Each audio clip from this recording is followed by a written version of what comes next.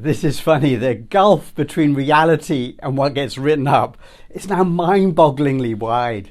As I reported earlier, Xi Jinping's main theme at the big Congress this week was a wish for the Chinese people to be moderately prosperous by 2035.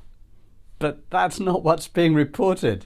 The FT tells the world that China's leader decided to steer the country towards collision with the West. That's completely false. Either the FT is just making stuff up, or every other reporter missed that part of the speech. You decide. Reuters coverage was also pretty incredible. A third term for Xi Jinping would risk a Cold War, or even a hot one. Reuters journalists. There are countries famous for provoking wars, and there are countries famous for not provoking wars. Do some research. The New York Times is funny in a different way. It said that the Chinese leadership used to talk about opening up the economy, but skipped that topic this time.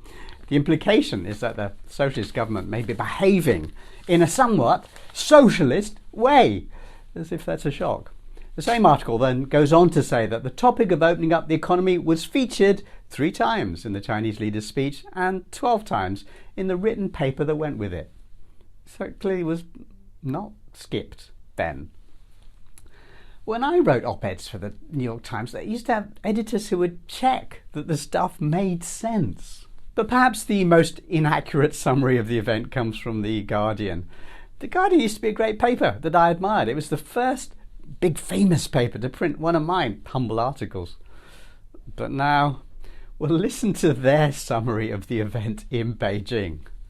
Xi Jinping celebrated China's crushing of Hong Kong's autonomy and warned Taiwan that the wheels of history are turning towards Beijing, taking control of the island democracy.